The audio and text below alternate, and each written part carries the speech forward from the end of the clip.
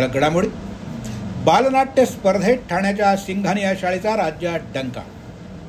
जिल्हा परिषदेचे प्रकल्प संचालकांनी उल्हास नदीतील जलपर्णीची केली पाहणी.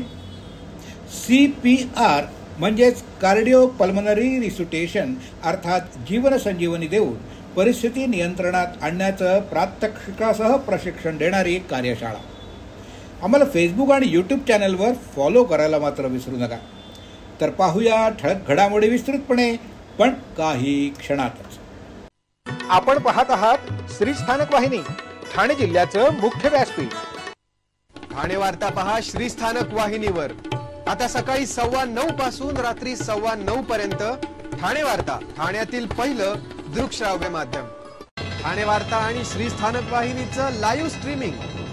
ठाणेवार्ता.com वरील लाईव्ह स्ट्रीमवर क्लिक करा आणि अगदी मोबाईलवरही ठाणे वार्ता श्री स्थानक वाहिनीचा आनंद लुटा. यासाठी आमचं ॲप डाउनलोड करा. ठाणे वार्ता पहा श्री स्थानक वाहिनीवर. आता सकाळी 9:15 पासून रात्री 9:15 पर्यंत ठाणे वार्ता, ठाण्यातील पहिलं दृकश्राव्य माध्यम. आपण पाहत आहात श्री स्थानक वाहिनी, ठाणे जिल्ह्याचं मुख्य व्यासपीठ.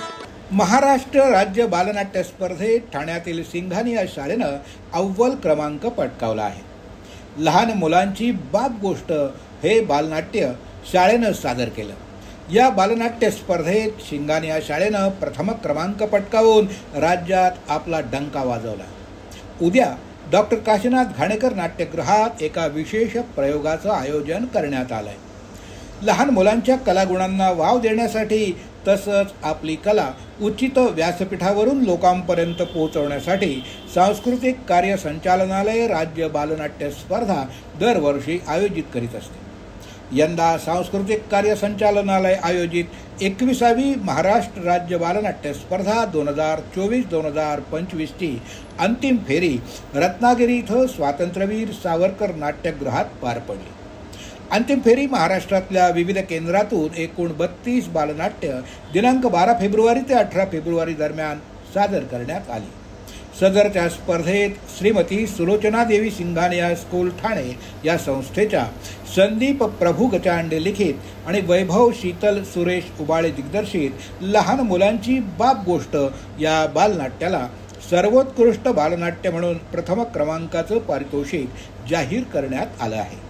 तसंच प्रथम बालनाट्य या पारितोषिकासोबतच लहान मुलांची बाप गोष्ट या बालनाट्याला एकूण 4 महत्त्वपूर्ण पारितोषिकं देखील जाहीर करण्यात आली आहे. या बालनाट्यात साहिल गायधनी, ओवी महाजन, मिदिनी भोईर, नव्या काळे, काव्या जोशी, गंधार मुळे, हर्षिका केळकर, नूपूर बावरे, रिया ठाकूर, मनस्वी केसरकर, अनुजा सोनजे, अनूप थत्ते, अनायका प्रधान, आशिष प्रधान, आशिया प्रधान, सानेश कोल्हे, सिद्धिशा जाधव, आनंदी लेले या बालकलांनी आपली कला सादर केली. या नाटकाचं संगीत प्रणव चांदोरकर, संगीत संयोजन निमेश घायतडवाडे आणि रसिक वाघमारे, रंगभूषा आणि वेशभूषा पूजा वंदना संजय शिंदे यांनी अतिशय उत्कृष्टरित्या सांभाळलं. त्यासोबतच रंगमंच व्यवस्थेकरता साक्षी रायकर, निखिल बाविस्कर, समृद्धी सुतार, मैथिली बोडे, साक्षी सूर्यवंशी, गीतेश राणे, संस्कृती पवार, सुमित यादव, हेमंत कांबळे, ओमकार मोंडकर, सिद्धार्थ गांगुर्डे आणि प्रतीप घोडगे या सर्वांनी अत्यंत चपळाईनं सांभाळली.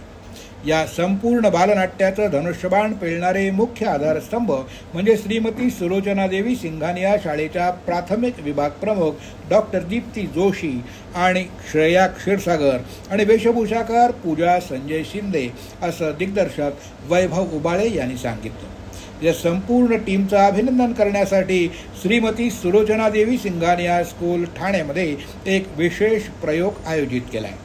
हा प्रयोग येत्या गुरुवारी म्हणजेच दिनांक 10 एप्रिल रोजी सकाळी 11 वाजता डॉक्टर काशीनाथ घाणेकर नाट्यगृह ठाणे इथं पार पडणार आहे. या कार्यक्रमाला शुभेच्छा देण्यासाठी आणि त्यांचं विशेष कौतुक करण्यासाठी माननीय उपमुख्यमंत्री एकनाथ शिंदे, खासदार नरेश म्हस्के, मंत्री प्रताप सरनाईक, आमदार संजय केळकर तसंच आमदार निरंजन डावखरे उपस्थित राहणार आहेत.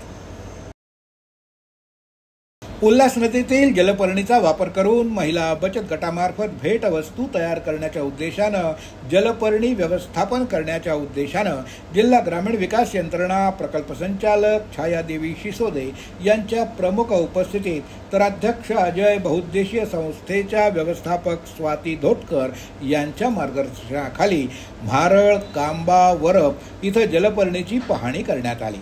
म्हारळ ग्रामपंचायतीमध्ये उमेद अंतर्गत असलेल्या महिलांशी सविस्तर चर्चा देखील करण्यात आली।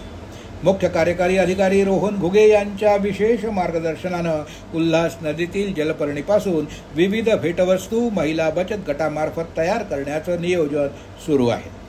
बचत गटातील महिलांना आर्थिक स्वावलंबनासाठी तसंच त्यांच्या विविध कलागुणांना वाव देण्यासाठी वीड टू वेल्थ हा प्रकल्प महत्त्वाचा आहे। जिल्हा ग्रामीण विकास यंत्रणा प्रकल्प संचालक छायादेवी शिसोदे बचत गटातील महिलांसोबत जलपर्णीपासून उद्योग आणि व्यवसाय याविषयी चर्चा करण्यात आली, तर जलपर्णीपासून तयार करण्यात आलेल्या वस्तू महिलांना दाखवण्यात आल्या। महिलांना रोजगार निर्मितीबाबत मार्गदर्शनही करण्यात आलं। या भेटीदरम्यान अंबरनाथ तालुक्यातील ढोके दापिवली साई या ग्रामपंचायतीच्या नदीवर देखील प्रत्यक्ष भेट देऊन तिथं माहिती देण्यात आली। डोंबिवली MIDCतील निवासी विभागानंतर आता KDMCच्या हद्दीत येणाऱ्या 27 गावात सुद्धा गाड्यांवर काळे ठिपके पडण्याच्या घटनेनं एकच खळबळ उडाली। वाहनांपासून ते नागरिकांच्या कपड्यावर आणि पत्र्याच्या शेडवर पडणारे हे काळसर ठिपके हे नागरिकांच्या आरोग्यावरील संभाव्य धोका अधोरेखित करतात। यापूर्वी हिरव्या पावसामुळे आणि गुलाबी रस्त्यामुळे चर्चेत आलेलं डोंबिवली शहर आता या विचित्र आणि अज्ञात प्रदूषणामुळे पुन्हा एकदा चर्चेच्या केंद्रस्थानी आलं। MIDC परिसरातील नागरिकांनी आधीच या विरोधात आवाज उठवला होता।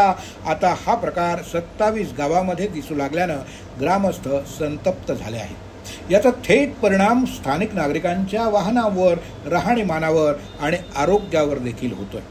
महागड्या गाड्यांवर पडलेले हे ठिपके सर्व्हिस सेंटरमध्ये नेल्यानंतर देखील निघत नाही। अधिकाऱ्यांनी या संदर्भात तपास सुरू असल्याचं सांगून लवकरच आपला अहवाल सादर केला जाईल असं आश्वासनही दिलं आहे। मात्र प्रदूषणाची ही नवी लाट नागरिकांमध्ये भीतीचं वातावरण निर्माण करीत असून प्रशासनानं याकडे गांभीर्यानं लक्ष देण्याची गरज आहे।